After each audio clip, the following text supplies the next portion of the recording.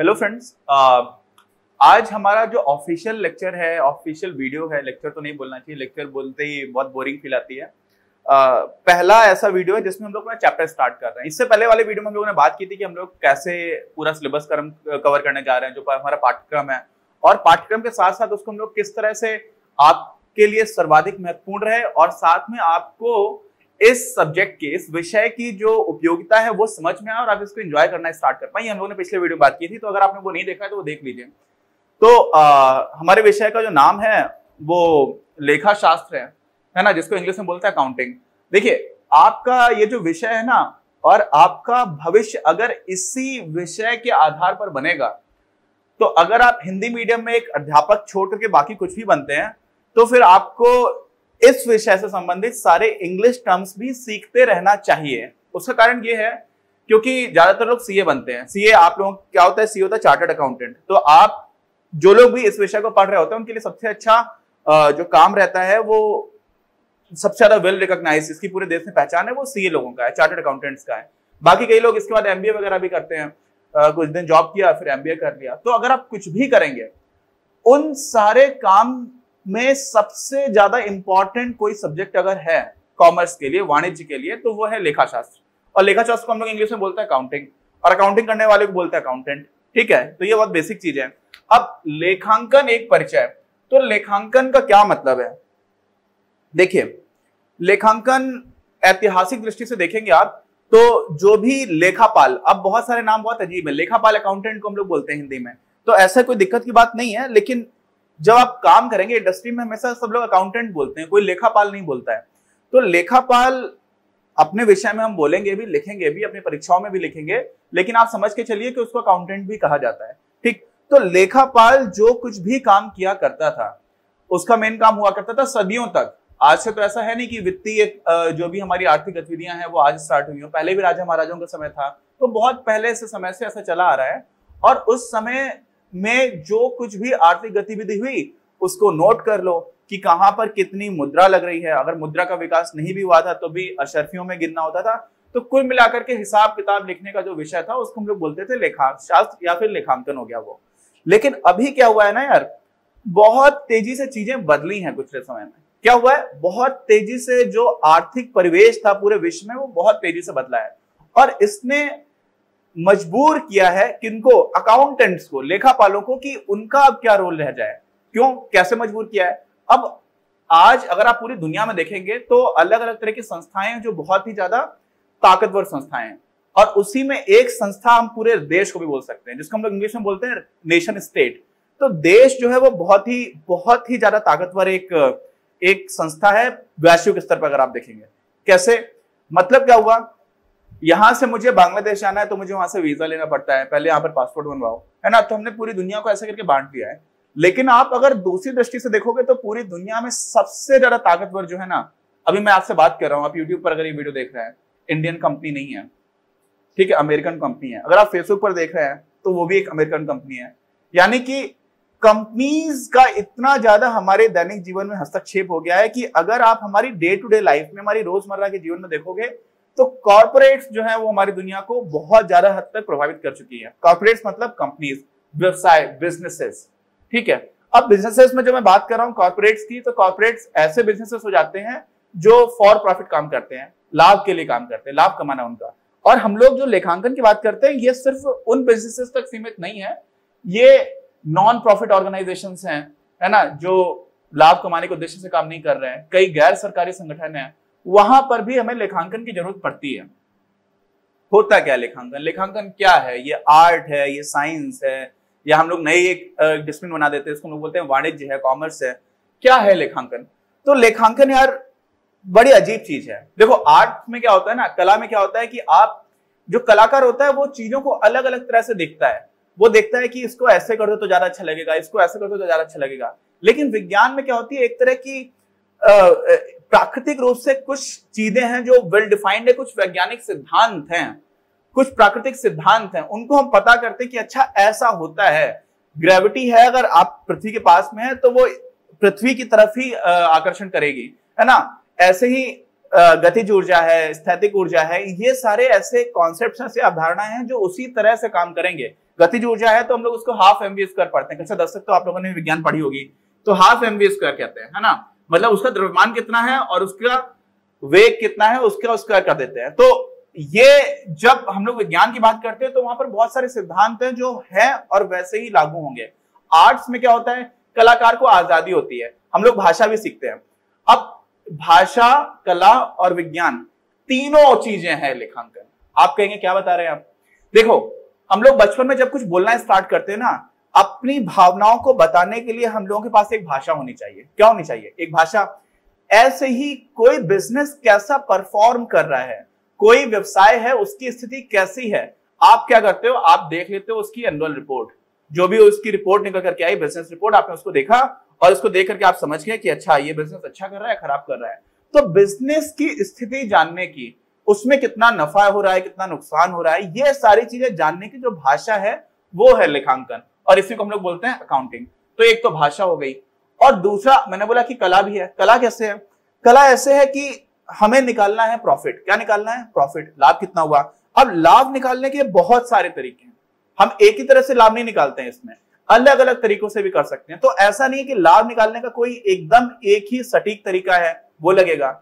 ऐसे ही बहुत सारी अवधारणाएं आती हैं जो पुराने समय से आप देखेंगे तो बदलती चली जा रही हैं, क्योंकि वो इंसानों द्वारा बनाई गई ही एक चीज है जो प्राकृतिक रूप से कोई सिद्धांत लेकर के नहीं आती है। तो इसलिए कला वाला एलिमेंट भी आ जाता है, कला वाला भी जो दृष्टिकोण है वो भी हमें देखने को मिलता है लेखांकन में।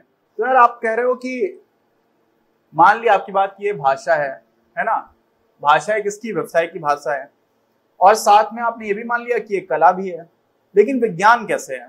तो विज्ञान ऐसे है कि विज्ञान में कुछ सिद्धांत होते हैं और उन सिद्धांतों के हिसाब से वो सिद्धांत कोई बदलते नहीं है, मतलब वो सिद्धांत हैं वो प्राकृतिक रूप से चलेंगे। वैसे ही यहाँ पर भी कुछ सिद्धांत ऐसे हैं जो नींव है, वो नहीं बदलेंगे।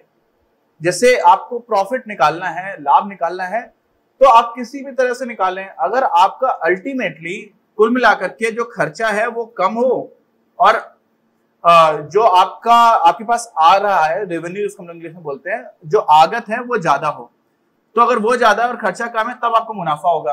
तो इस तरह के कुछ ऐसे सिद्धांत हैं जो बहुत ही मूलभूत हैं, और साथ में आप धीरे धीरे जब आगे जाओगे तो थोड़े से जटिल सिद्धांत भी आने स्टार्ट होंगे और वो सिद्धांत नहीं बदलेंगे। तो उस हिसाब से उन सिद्धांतों के इर्द गिर्द ये विषय घूम रहा होता है, इसलिए इसको विज्ञान की दृष्टि से भी बोला जा सकता है कि विज्ञान का भी इसमें हिस्सा आ रहा होता है। ठीक, ये बात समझ में आ गई।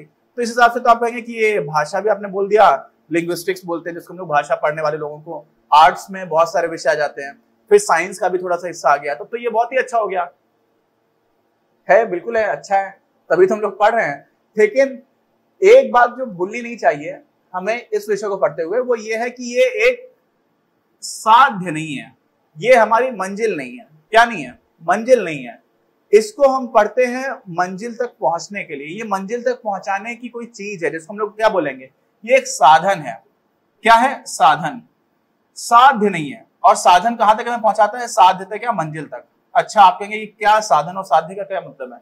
साधन का मतलब ये है कि इस विषय का जो मुख्य उद्देश्य है ना आज के जमाने में, वो है कि जो हमारे यहाँ पर निर्णय लेने वाले लोग हैं, चाहे किसी व्यवसाय के अंदर के लोग हों और चाहे व्यवसाय में बाहर से इन्वेस्ट करने वाले या बाहर से निवेश करने वाले लोग हों, या किसी भी तरह से उस व्यवसाय से वो प्रभावित होते हैं, उनको उस व्यवसाय से किसी भी तरह से वो संबंधित है, तो ऐसे लोगों के निर्णय, जो भी उनको निर्णय लेना है, वो जागरूक निर्णय हो, वो इन्फॉर्म्ड जजमेंट हो, उनकी जो राय बन रही हो वो इन्फॉर्म्ड हो।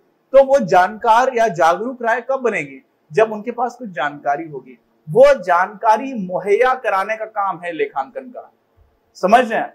लेकिन जो अंतिम उद्देश्य है वो निर्णय लेना है, डिसीजन मेकिंग है, समझ रहे ना? तो साध्य क्या है? निर्णय लेना।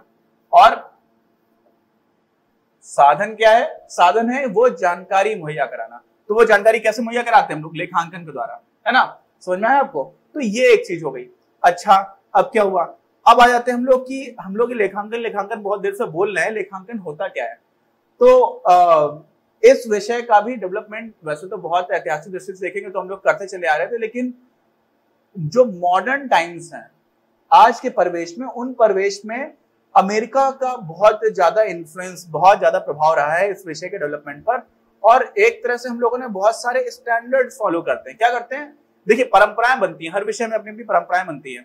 जैसे ये क्या है, जिन्होंने गणित पढ़ी बोलेंगे पाई है। ये एक संख्या को रिप्रेजेंट करता है जिसको हम लोग पूरा लिख नहीं सकते क्योंकि वो अपरमेय संख्या है, ठीक है, 1416 या 1925 ऐसे करके चलता चला जाता है। तो ये संख्या हम लिख नहीं सकते, इसको हमने पाई से क्या कर दिया, ऐसे एक चिन्ह बना दिया। तो किसी ने तो पाई पहले बोला होगा, उसको सारे लोगों ने मानना स्टार्ट कर दिया, पाई की जगह कुछ और भी कहा जा सकता था। तो एक तरह की परंपरा बन गई। क्या बन गई, परंपरा बन गई। ऐसे ही हर विषय में परंपराएं बन रही होती है। ये गणित में एक परंपरा बन गई। ऐसे ही गणित में आमतौर पर हम लोग जब अक्ष बनाते हैं तो ऊपर धन y ले लेते हैं, यहाँ पे धन x ले लेते हैं आमतौर पर, है ना। बदल भी सकते हो आप, ये ऋण x हो जाता है, ये धन y हो जाता है। तो ये जो परंपराएं बनी हैं वो परंपराएं पूरे दुनिया में एक जैसी इसलिए चलाई जाती है जिससे कि कोई मान लीजिए अमेरिका में गणित पढ़ रहा है तो मुझे इंडिया में रहते हुए, भारत में रहते हुए मुझे भी वही चीज समझ में आ जाए, और मैं कुछ ऐसी रिसर्च करूं, मैं कुछ ऐसा अनुसंधान करूं गणित में तो उसको भी समझ में आ जाए। तो अगर हम लोग एक जैसे स्टैंडर्ड फॉलो करके काम करेंगे ना तो बहुत सहूलियत होती है, और इसमें जिसने पहले काम किया होता है उसकी बात हम लोग मानने लग जाते हैं। तो ऐसे ही अमेरिका के कुछ इंस्टीट्यूट्स हैं, जैसे एक है अमेरिकन अकाउंटेंट्स एसोसिएशन, उन्होंने 1966 में इसकी परिभाषा दी। उसके भी पहले 1941 में अमेरिका का ही एक इंस्टीट्यूशन है, American institute for certified public accountants, उन्होंने 1941 में, फिर 1970 में इसकी परिभाषा दी। वो परिभाषाएं आप देखेंगे तो उनका स्कोप बढ़ता जा रहा है। क्या बढ़ता जा रहा है, उनका दायरा बढ़ता जा रहा है। किसका, उन परिभाषाओं में जो लेखांकन को बताया गया है। क्यों बढ़ रहा है दायरा, क्योंकि एक विषय की तरह भी ये विकसित हो रहे होते हैं, इवॉल्व हो रहे होते हैं। हम लोगों ने, जिन लोगों ने थोड़ा बहुत जीव विज्ञान पढ़ा हुआ है उन्होंने इवोल्यूशन पढ़ा होगा, जैव विकास, तो वैसा ही एक इवोल्यूशन हर विषय का भी अपना हो रहा होता है। तो जैसे जैसे 1941 से, फिर 1966 में, फिर 1970 में अलग अलग परिभाषा दी गई, लेकिन उसके बाद से एक परिभाषा जो हमारी किताब में दी गई है वो आज के समय के हिसाब से काफी उपयुक्त है। वो जो परिभाषा हमारी किताब में दे रखी है वो बहुत अच्छे से आज के समय लेखांकन यानी कि अकाउंटिंग को डिफाइन करती है, उसको परिभाषित करती है, और उसमें आने वाले कुछ ऐसे शब्द होंगे जिनको हम लोग बहुत अच्छे से नहीं समझते हैं, या इस कॉन्टेक्स्ट में, आप समझे ना, हर चीज को बोलने का एक कॉन्टेक्स्ट होता है। तो लेखांकन की परिभाषा देते समय उन शब्दों का क्या अर्थ है उस पर भी हम चर्चा करेंगे, और ये चीज अभी समझ लेते हैं परिभाषा को, फिर उनके जो शब्दों की चर्चा होगी वो हम लोग आगे वाले वीडियो में करेंगे। तो आप देखते हैं कि वो परिभाषा क्या है। तो ये है हमारी परिभाषा, और इस परिभाषा से पहले आप ये समझ लीजिए कि कॉमर्स में या वाणिज्य में आपके नए जीवन की शुरुआत हो रही है, और उसका सबसे महत्वपूर्ण विषय है। और अगर आपने यहाँ पर ये मजबूत पक्की कर ली ना, जो नींव है वो मजबूत हो गई आपकी, तो फिर आपको आगे इस विषय को पढ़ने में बहुत ज्यादा आसानी से आप नई नई चीजें सीखते चले जाएंगे, और होगा क्या कि डिटेल होती चली जाएगी। जैसे मान लीजिए वो स्प्रिंग है, तो स्प्रिंग ऐसा दबी हुई है, तो अभी आपको स्प्रिंग ऊपर से दिखा दी जाएगी, फिर जब आप इसको पढ़ना स्टार्ट करेंगे तो वो खुलती जाएगी, तो उसी में नई नई चीजें आती चली जाएंगी, समझे ना। उसका इस तरह से एक्सपेंशन होगा, स्पेक्ट्रम बड़ा हो जाएगा, बस उतना सा रहेगा। बाकी आप पहले से समझ जाएंगे तो बहुत सारी चीजों की क्लैरिटी की वजह से, कॉन्सेप्चुअल विषय है यार ये, आप एक बार समझ जाएंगे फिर वो गलतियां नहीं करेंगे, तो उसी पर बिल्ड होती चली जाएंगी चीजें, ठीक है। तो इसकी परिभाषा को बहुत अच्छे से समझिएगा। लेखांकन संगठन की आर्थिक घटनाओं को पहचानने। तो संगठन, कौन से संगठन की बात की जा रही है भाई? संगठन तो आजकल गली मोहल्ले में बहुत सारे चल रहे होते हैं, है ना। एक धर्म कीर्तन संगठन भी है, बहुत सारे संगठन है जो अपना अपना काम कर रहे हैं, अलग अलग तरह की एसोसिएशन है। हम किस संगठन की बात कर रहे हैं तो इसका अर्थ भी हम समझेंगे। फिर जो संगठन है उनकी आर्थिक घटनाओं को, कैसी घटना है, आर्थिक घटना है, ऐसा नहीं कि हर तरह की घटना है। संगठन बहुत तरह के काम कर रहा है, बहुत तरह के लेन देन हो रहे हैं, लेकिन हम उन घटनाओं की बात करेंगे जो आर्थिक हैं। उनको क्या करना है, उनको पहचानने हैं। तो पहले तो आपको पहचान में आना चाहिए कि संगठन क्या है, उसकी आर्थिक घटनाएं क्या हैं, और यही आर्थिक घटनाएं हैं कि नहीं है, तो उनको पहचानने। अब आपने पहचान लिया कि ये हमारी कोई आर्थिक घटना है, फिर उसको नापा कैसे जाए, तो उसको मापने और फिर लिखकर रखने की ऐसी प्रक्रिया है। लिखकर क्यों रखा, क्योंकि अगर आप लिखोगे नहीं तो फिर वो याद ही नहीं रहेगा, पहली बात। दूसरी बात, आप जो स्थिति चल रही है वो बता नहीं पाओगे, किसी दूसरे को बताना है। मैंने आपको बताया था कि साधन नहीं है, ये साधन है, साध्य नहीं है। तो अगर आप लिखोगे नहीं तो किसी दूसरे को बताओगे कैसे। और लिखने का मतलब ये नहीं है कि अब तो देखिए सिस्टम आ गया, अब तो सारे लोग सॉफ्टवेयर पे काम करते हैं, तो आप डायरेक्टली पेन से नहीं लिखते हो, लेकिन आप उसको नोट करके रखते हो, रिकॉर्ड करते हो, समझते हो। तो वो लिखना जरूरी नहीं है कि आप कॉपी पेन पर लिख रहे हो, रिकॉर्ड करके रखना है, उसका दस्तावेज आपको बना करके रखना है। सिस्टम में भी रख सकता है, सॉफ्टवेयर में हो सकता है वो, और वैसा ही होता है, आज की रियलिटी वही है ना। तो आगे बढ़ते हैं। तो लिखकर रखने की ऐसी प्रक्रिया है जिसके माध्यम से सूचनाओं से संबंधित आंकड़े, अब किससे संबंधित जो सूचनाएं हैं, सूचना क्यों, क्योंकि आपको सूचना देनी थी उन लोगों को जिन लोगों को निर्णय लेना था, और उनसे संबंधित आंकड़े, तो आंकड़ों की बात है, नंबर्स की बात है। आंकड़े मतलब नंबर्स। वो आंकड़े इसलिए महत्वपूर्ण है क्योंकि वो आंकड़े ही बताते हैं कि पिक्चर क्या चल रही है, तस्वीर क्या है। अभी उसमें हम देखेंगे कुछ चीजें तस्वीर होती है, कुछ स्टॉक होता है, कुछ फ्लो होता है, वो सब आगे की बात है। लेकिन अभी आप समझ लीजिए कि आंकड़े किसके लिए हैं, उपयोगकर्ताओं के लिए। तो कौन है उपयोगकर्ता? मैंने बताया था कुछ बाह्य उपयोगकर्ता भी हैं, कुछ आंतरिक भी है। आंतरिक कौन है? जैसे कोई कंपनी है तो कंपनी को चलाने वाला जो सबसे बड़ा अधिकारी होता है उसको हम लोग बोलते हैं सीईओ, चीफ एग्जीक्यूटिव ऑफिसर। उसको हिंदी में क्या बोलते हैं? मुख्य कार्यकारी अधिकारी। ऐसे ही चीफ फाइनेंशियल ऑफिसर होता है सीएफओ, वो क्या होता है? मुख्य वित्तीय अधिकारी। तो ऐसे बहुत सारे लोग हैं, और साथ में वाइस प्रेसिडेंट्स होते हैं ना। कोई एक आपका यूनिट है, कोई एक इकाई है कंपनी की, उसको देखने का जो मुख्य प्रबंधक है वो हो सकता है। तो ऐसे बहुत सारे लोग हैं जो कंपनी के अंदर हैं, व्यवसाय के अंदर हैं, जिनको इस तरह की जानकारी की जरूरत है जिससे वो अच्छे निर्णय ले पाए। समझ रहे हैं आप? तो वो उपयोग करता है। लेकिन सिर्फ अंदर के लोग उपयोग करता नहीं है राजा बाबू। और कौन है? और उपयोगकर्ता वो लोग भी हैं जो बाहर से बैठे हुए हैं, जो शेयर होल्डर्स हैं, जिनके पास शेयर है, जिनके पास हिस्सेदारी है कंपनी की, या फिर जिन्होंने कंपनी को लोन दे रखा है। मैं कोई बैंक हूं, मेरे पास एक कंपनी आ रही है पैसे मांगने के लिए, तो मैं ऐसा थोड़ी दे दूंगा कि हाँ ले जाओ बेटा ले जाओ। मैं पहले देखूंगा कि तुम्हारी क्या स्थिति है, तुम्हारा बिजनेस कैसा चल रहा है। तो बैंक भी क्या हो गई? एक उपयोगकर्ता हो गई। ऐसे ही हमारे देश में जो सरकार है, तो सरकार के पास बहुत सारी ऐसी बॉडीज हैं, सरकार के ऐसे बहुत सारे संस्थान हैं जिनको भी कंपनी के ऊपर निगरानी बनाकर के रखनी पड़ती है। कोई कंपनी खोलता है तो कहाँ जाता है? रजिस्ट्रार होता है कंपनी का, तो कंपनी रजिस्ट्रार है, उसको भी जरूरत है। उसी के साथ साथ कंपनीज में क्या होता है? हमारे यहाँ बोला जाता है डिपार्टमेंट ऑफ कंपनी अफेयर्स। तो जो भी कंपनी से जुड़े हुए कामकाज है उससे संबंधित एक डिपार्टमेंट, एक विभाग है सरकार का, उसके पास होता है। फिर सेबी, अगर मान लीजिए कोई इतनी बड़ी कंपनी है जो लिस्ट करा ली स्टॉक एक्सचेंज पर, तो सेबी को हम लोग बोलते हैं भारतीय प्रतिभूति विनिमय बोर्ड। तो इस तरह की बहुत सारी संस्थाएं हैं जिनको भी जरूरत पड़ जाती है किसकी? कि लेखांकन की। आपके पास उनको भी जानकारी चाहिए, उनको क्या चाहिए? सूचना चाहिए। किससे जुड़ी हुई? कंपनी के की क्या स्थिति है, कैसी चीजें चल रही है। तो वो सारी चीजें जो आती है वो आ जाती है लेखांकन में।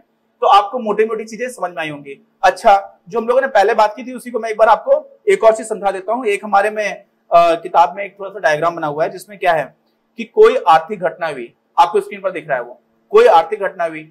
अब उस आर्थिक घटना का आपने क्या किया? उस आर्थिक घटना के लिए आपने लेखांकन प्रक्रिया से उसको नोट कर लिया। अब लेखांकन प्रक्रिया के बाद से जो जानकारी निकल करके आ रही है, जो सूचना निकल के आ रही है, वो आपने कम्युनिकेट की और फिर वो उन लोगों को वापस भेज दी जो लोग निर्णय ले रहे थे। तो निर्णय क्या ले रहे थे? किस चीज का निर्णय ले रहे थे? और कोई न्यायालय की बात थोड़ी है कि जहां पर जज साहब बैठे हुए कुछ और निर्णय ले रहे हैं। यहाँ पर निर्णय है व्यवसाय से संबंधित। तो व्यवसाय से संबंधित जो लोग भी निर्णय लेने वाले लोग हैं, उन सारे लोगों को वो सूचना पहुंच गई। अब वो लोग और अच्छी तरह से निर्णय ले पाएंगे क्योंकि उनके पास कुछ जानकारी है, कुछ बेस है, वो तर्क संगत निर्णय ले पाएंगे। और फिर तर्क संगत निर्णय के बाद से फिर कोई आर्थिक इवेंट करेंगे, आर्थिक गतिविधि होगी, तो आर्थिक घटना फिर से होगी और फिर से ये प्रक्रिया चलती रहेगी। तो वो जो सर्किल है वो इस तरह से चलता रहेगा। तो आर्थिक गतिविधि स्टार्ट हुई, उसके बाद से ये पूरी प्रक्रिया क्या कर देती है? ये उन लोगों को सशक्त बनाती है कि आप लोग तर्क संगत निर्णय ले पाए। तो ये है इसकी पूरी एक बेसिक अंडरस्टैंडिंग। अभी हम लोग ये जो शब्द थे, संगठन, आर्थिक घटनाएं क्या क्या है, फिर पहचानना, इसका क्या मतलब है, किसको पहचानना है, फिर उनको नापेंगे कैसे, और क्या लिख करके रखने की क्या मतलब है, ये सारे शब्द, फिर उपयोगकर्ता कौन है, इनको हम लोग देखेंगे। तो हम लोगों ने बेसिक देख लिया है, लेकिन ये जो शब्द हैं इनकी हम लोग परिभाषाएं अपने अगले वीडियो में देखेंगे। और नोट्स की चिंता बिल्कुल मत करना, आप ये सारी चीजें देखते रहोगे, आपके कॉन्सेप्ट, आपके जो भी इंपॉर्टेंट चीजें हैं, जो नींव है वो बहुत मजबूत होती चली जाएगी। और बोर्ड की तो हम लोग कभी भी, मैं कुछ भी पढ़ाता हूँ बोर्ड के लिए तो मैं पढ़ाता नहीं हूँ। आप सोचेंगे अरे बोर्ड के लिए नहीं पढ़ा रहे तो किसके लिए पढ़ा रहे? बोर्ड एग्जामिनेशन तो चुटकियों में निकलता है यार, बोर्ड में कुछ आता ही नहीं है, बहुत हल्का। यहाँ तक कि जो बड़े बड़े प्रश्न आते हैं उनमें भी आपको ऑप्शन मिल जाता है कि या तो ये करो या ये करो, तो आपको उनमें से एक भी चीज आती है तो आप कर ले आते हो। मैं बताता हूँ कि आपका भविष्य की बात करता हूँ कि अगर आपको सीए बनना है तो फिर आपके लिए नींव मजबूत होनी चाहिए। तो हम लोग उस दृष्टिकोण से काम करते हैं। तो आप एक बार ये कर लेंगे, इसकी कोई टेंशन रहेगी नहीं। हर वीडियो से रिलेटेड जो भी नोट्स हैं वो आपको इसी वीडियो के डिस्क्रिप्शन में आप जाएंगे तो वहां पर इस वीडियो से रिलेटेड नोट्स मिल जाएंगे। और जब हमारा चैप्टर कंप्लीट होता है एक बार, तो हम लोग पूरे चैप्टर का एक जल्दी से रिवीजन करते हैं, वो मैं वीडियो भी बनाता हूँ और पूरे नोट्स भी आपको मिल जाते हैं कि कहां पर क्या क्या करना था। यहाँ पर अकाउंटिंग में, लेखांकन में आगे जो लोग जाएंगे तो बहुत सारे प्रश्न आएंगे, वो सारे प्रश्न भी मैं आपको दूंगा कि कौन कौन से एग्जामिनेशन पॉइंट ऑफ व्यू से, परीक्षा के दृष्टिकोण से कौन कौन से प्रश्न इंपॉर्टेंट है। तो मिलते हैं अगले वीडियो में। अपनी क्लास का उद्देश्य आप सभी के लिए आप ही की भाषा में गुणवत्तापूर्ण शिक्षा उपलब्ध कराना है। कक्षा 12 तक के सभी प्रमुख विषयों पर हम वीडियोस बना रहे हैं और कुछ विषयों पर वीडियोस आपके अपने चैनल अपनी क्लास की ही अन्य प्लेलिस्ट पर अपलोड भी हो चुके हैं। ज्ञान के प्रकाश से देश को सशक्त बनाने के हमारे इस प्रयास में इस चैनल को सब्सक्राइब करके और लोगों के साथ शेयर करके अपना बहुमूल्य योगदान जरूर दें। पढ़ेगा इंडिया तो बढ़ेगा इंडिया।